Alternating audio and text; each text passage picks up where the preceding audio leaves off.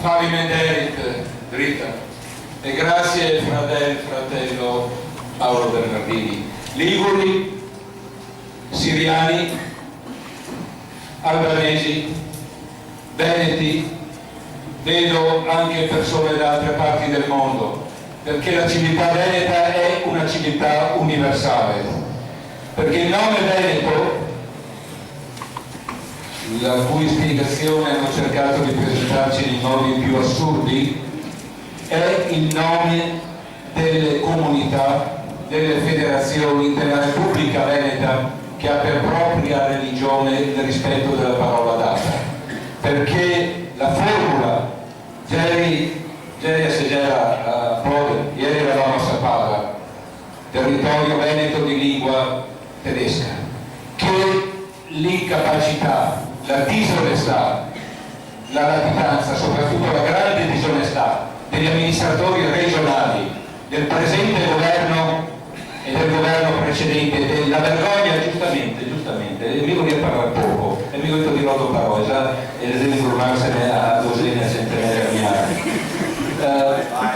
ma Gianluca diceva, i nemici li abbiamo in casa, è vero, perché bianchi e negri, e sapete in Veneto questo colore è negro, Negroponte, Montenegro, Cernigora, Malizzi, in Veneto nero è negro, bianchi e negri, sguardi rossi di carrei, cioè per chi dimentica la lingua veneta, e biondi e mori. Noi non abbiamo nemici se non quanti fra di noi si sono venduti. Quando prima volevo parlare un attimo, interrompere Gianluca, volevo ricordare, io ho avuto la sventura di essere per 2 volte in quello che tutto il mondo vede come Parlamento Veneto, Senato Veneto. Chi ricorda Alain Stivell, il poeta e guerriero della rinascita della Bretagna, vi ricordate i baretti sguardi, i berretti rossi dell'autunno scorso, mi diceva ciapandomi sotto braccio e spasolandomi nel 1980, voi veneti, tutta Europa li guarda, ma voi lo avete il Parlamento? Un Veneto che ha combattuto contro il fascismo con la bandiera di San Marco, Eugenio Gatto, è stato ministro di una repubblica, di una repubblichina, di uno staterello italiano, però è riuscito a compiere il miracolo, a realizzare quella struttura, a portare alla luce quella struttura che la Costituzione, che non è la più bella del mondo, a Venezia addirittura il ponte di Calatrava, che ci è stato imposto dall'alto perché non c'è stata consultazione come c'era stato invece ai tempi di Palladio con il ponte di Rialto. Il ponte di Calatrava, qualcuno che non conosce né la storia né il diritto né la natura stessa delle libertà venete ha voluto chiamarlo ponte della Costituzione, ed è segno, un'altra sciona delle nostre crede, perché la Costituzione italiana non è, come dice il socio in malaffare di Crozza, Raimondo Benigni, non è la Costituzione più bella del mondo, è la Costituzione della quale l'Europa si vergogna perché ci discrimina il popolo di serie A, di serie B, di serie C e così via per tutto l'alfabeto, e anche con lettere accessorie. Per i veneti, che i governi austriaci riconoscevano come Milchbuh,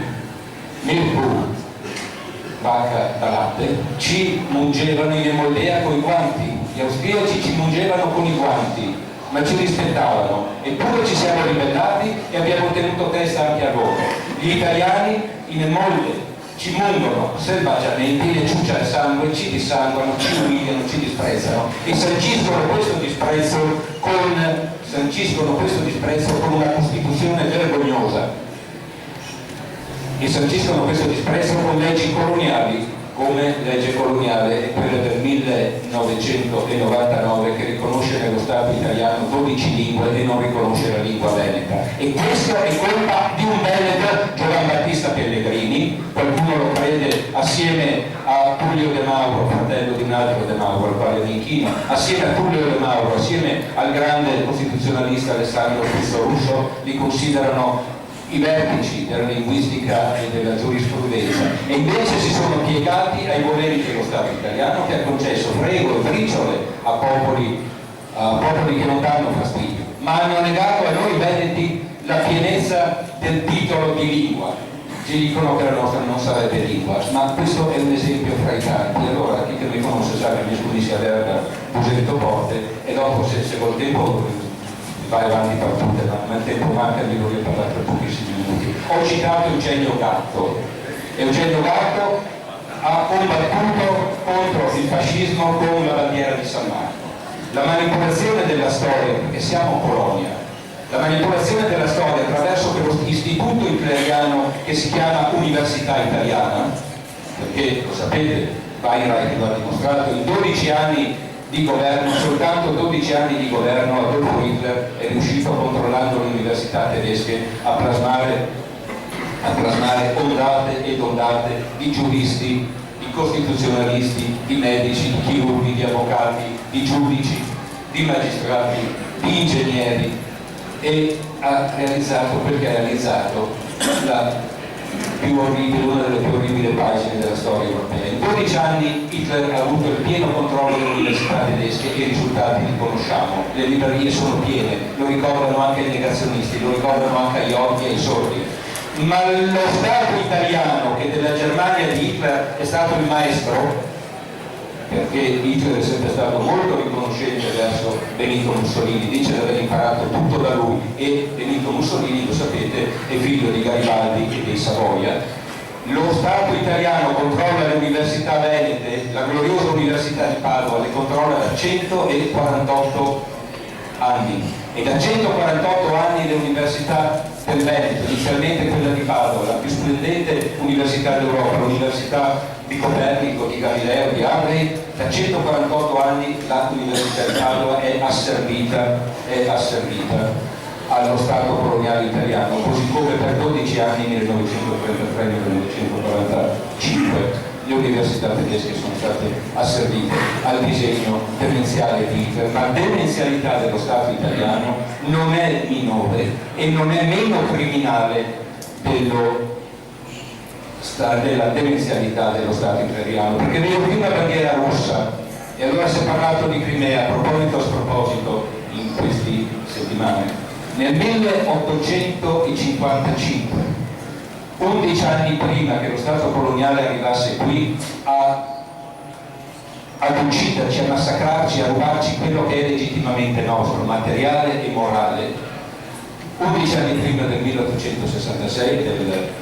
referendum truffa del 1866, nel 1855 lo Stato piemontese, dice piemontese italiano, è la stessa cosa. A tutt'oggi leggete la stampa, chi comanda in Italia non è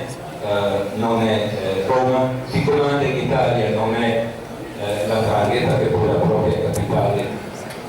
a Milano, non è la mafia, che pure è figlia dello Stato italiano, perché la mafia si manifesta storicamente con le sue connotazioni negative nel 1865 per la prima volta, quindi 5 anni dopo che il mercenario Garibaldi ha messo piede coperto dalla flotta britannica in Sicilia. Chi comanda in Italia è tuttora il partito piemontese, e lo vedete leggendo la stampa, lo vedete ripensando a come la Fiat abbia provocato per la prima guerra mondiale che oggi i serbi veneti che siedono in quell'istituto ambiguo e pericoloso che si chiama Regione del Veneto pretendono festeggiare la grande festa per la grande guerra. La grande guerra è stata la grande guerra dello Stato italiano contro i veneti, il genocidio dello Stato italiano contro i veneti e contro tanti altri popoli. Se non sappiamo questo, non basta non pagare le tasse e indirizzare le tasse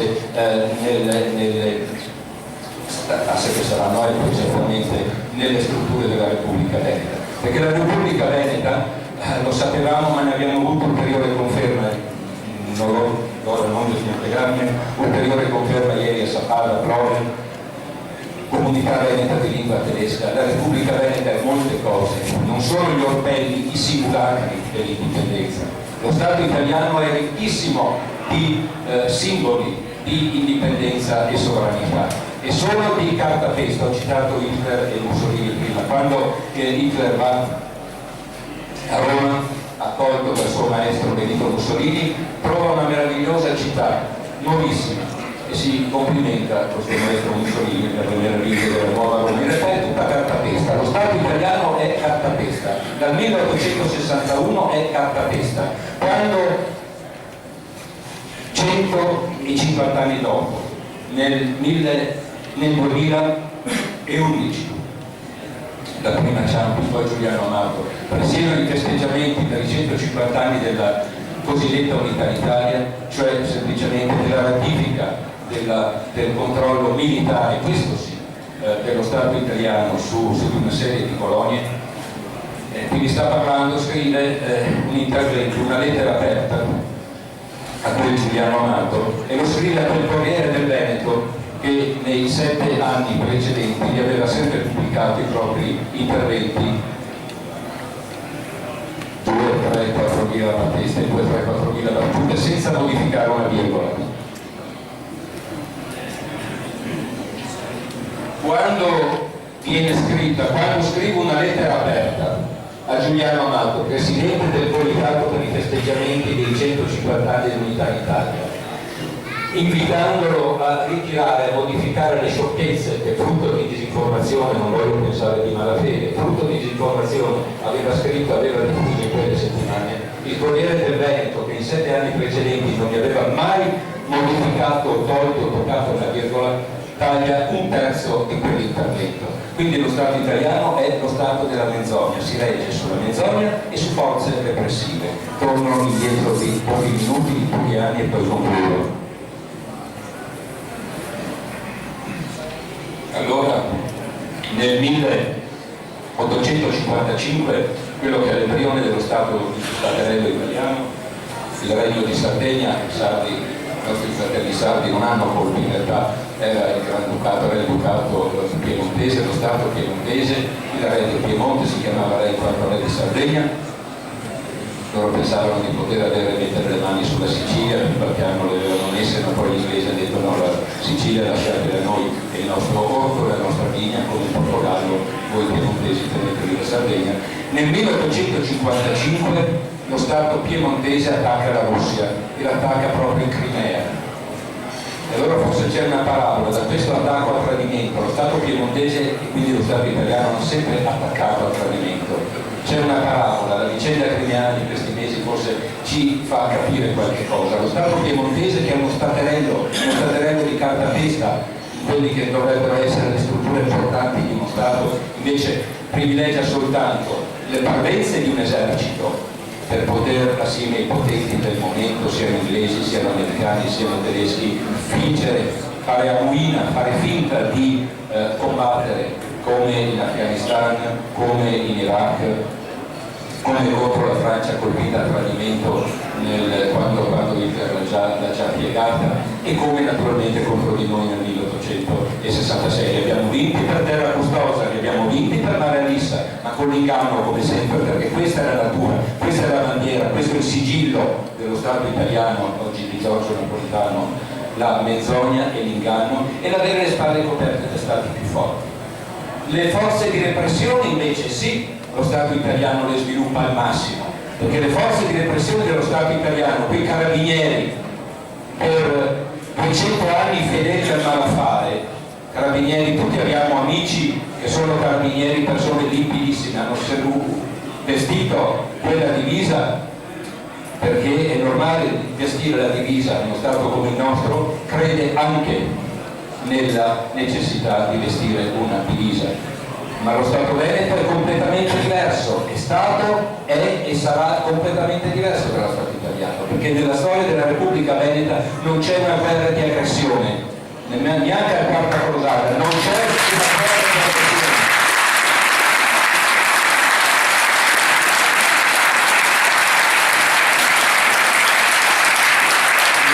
Nella storia dello Stato italiano ci sono soltanto aggressioni, pugnalate alle spalle a tradimento, a destra e a sinistra. Nella storia della Repubblica Veneta non c'è una guerra di aggressione, nemmeno una, anche se i libri che tacciono, strappano, nascondono, deformano, tentano di ridicolizzare, qualche volta vogliono farci credere il contrario. Non ce n'è una. Lo Stato italiano, quando non può attaccare con con le spalle coperte da altri, però quando non può attaccare allora destabilizza, perché il senatore Pellegrino lo ha dimostrato, c'è un filo rosso, tutte le stragi che hanno insanguinato lo staterello italiano, le nostre comunità, a Brescia,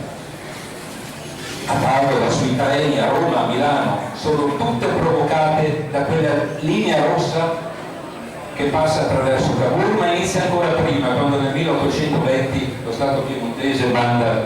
nella nostra Dalmazia un proprio console con un nome altisonante che è noto anche in questa zona, per destabilizzare la Dalmazia, per impiantare in Dalmazia i semi dell'odio, la leva del nazionalismo che porterà poi alle foibe e alle tragedie della seconda guerra mondiale. Quella lunga storia non è colpa del comunismo, non è colpa dei nostri fratelli slavi, è colpa dei piemontesi che nel 1820 hanno impiantato la leva e i semi dell'odio in Dalmazia. Questo è lo Stato italiano, dobbiamo conoscerlo. Allora concludo. Quando Eugenio Gatto riesce a realizzare quello che era della Costituzione, sia pure ad un livello subalterno, la regione, e si organizza la regione del Veneto, le prime strutture, le prime amministrazioni sapevano di essere veneti. Ritrovatevi le pubblicazioni della regione del Veneto degli anni 70. Per Chiara Stivelli dice: voi veneti avete una vostra regione, voi avete un Parlamento, noi bretoni no. Benissimo, sono passati 40 anni e in 40 anni hanno distrutto tutto. Un liberale, non un venetista, etichetta ambigua, non un nazionalista veneto, a me non piacciono gli sciovinisti, ma un liberale, Jacopo Panozzo, un quarto di secolo fa, assessore al turismo, aveva fatto realizzare lungo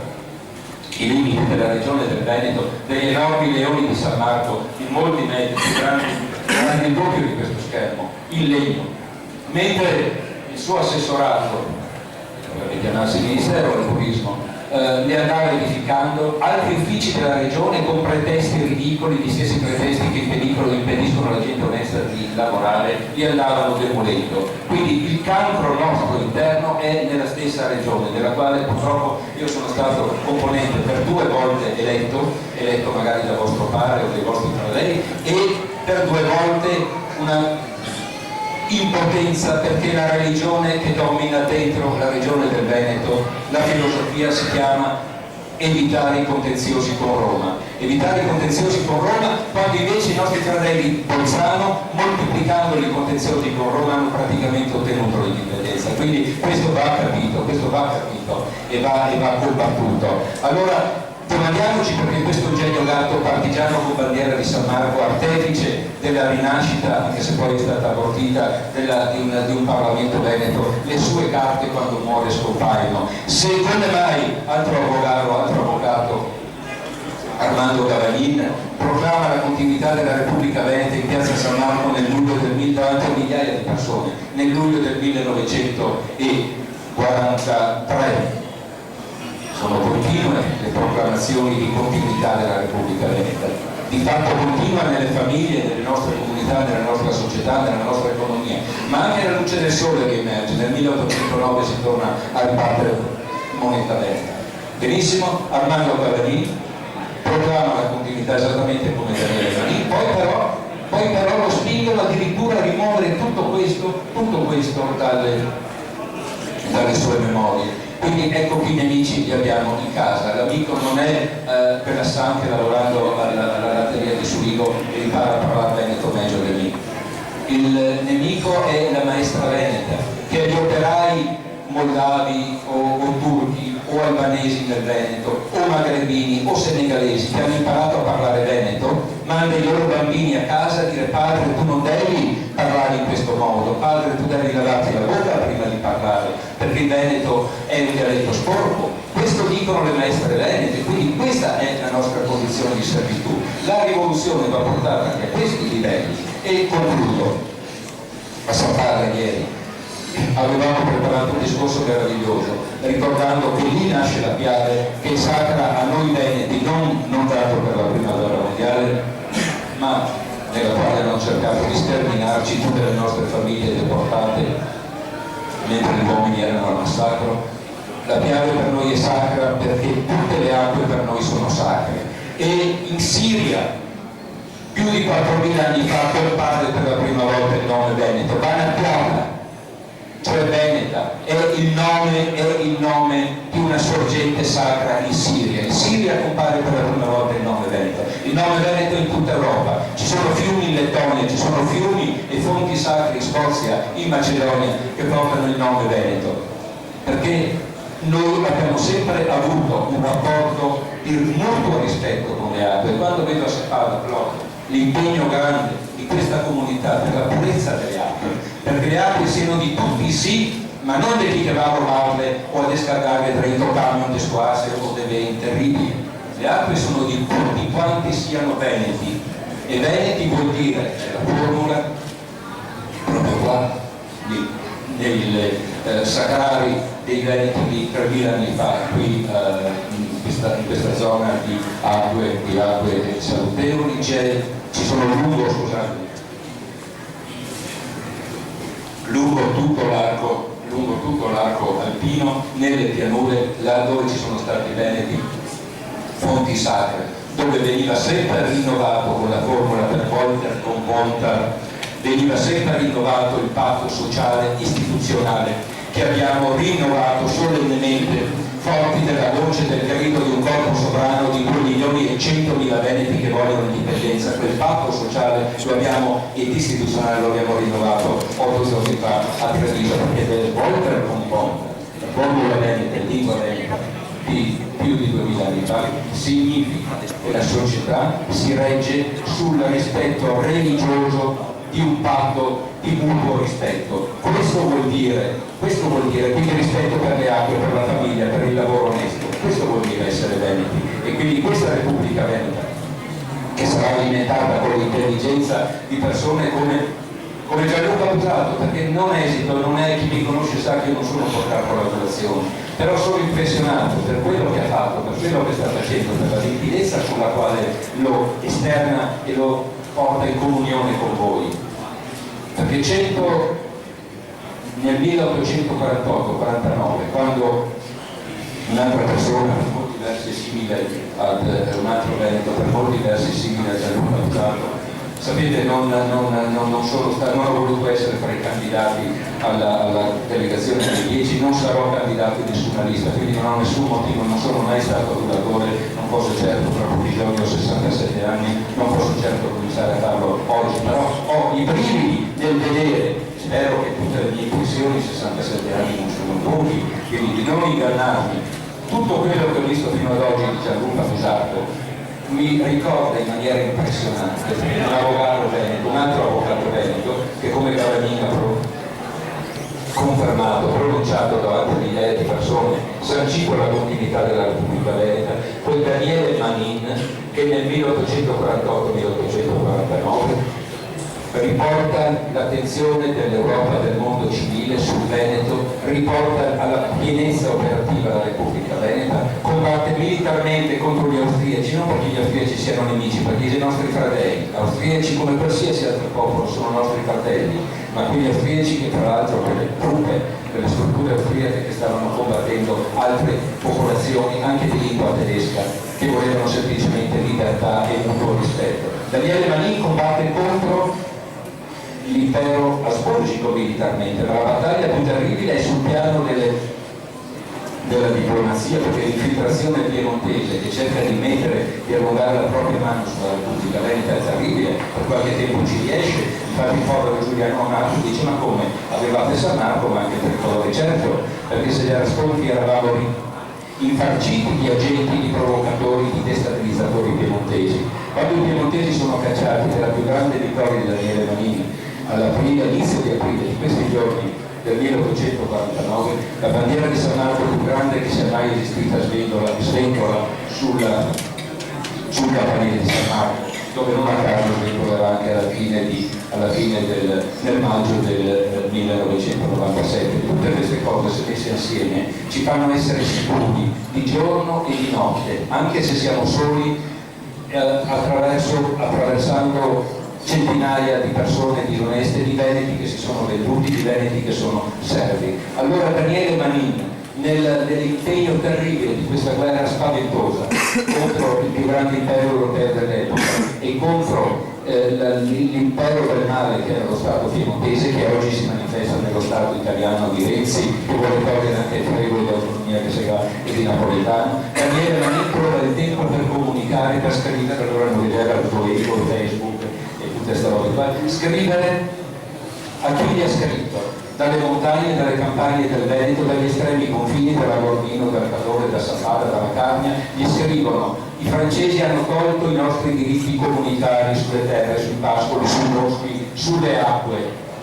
E gli austriaci, che sono migliori dei francesi anche loro, cosa farà questa Repubblica Veneta? Chiedono a Daniele Manin. E Daniele Manin risponde per iscritto, i documenti ci sono: la Repubblica Veneta rispetterà come sempre le libertà, le autonomie, il possesso comunitario dei beni primari come l'acqua, come l'aria, come i boschi, perché lo Stato del Veneto, sì, si possono vedere le carceri, le galere, la stazione di Padova, ma lo Stato del Veneto basta in qualsiasi posto del Veneto raccogliere un po' d'acqua ed esaminarla.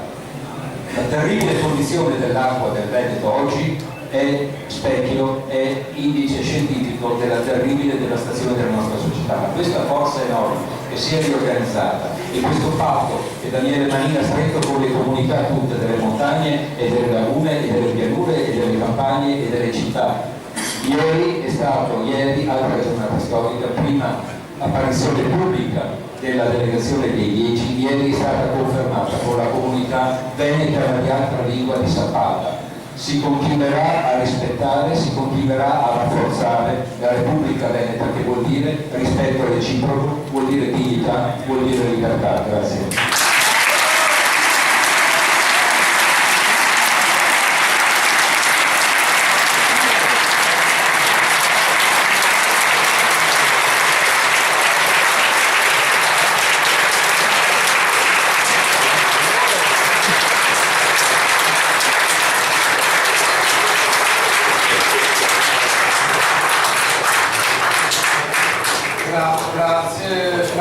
Grazie Franco Rocchetta.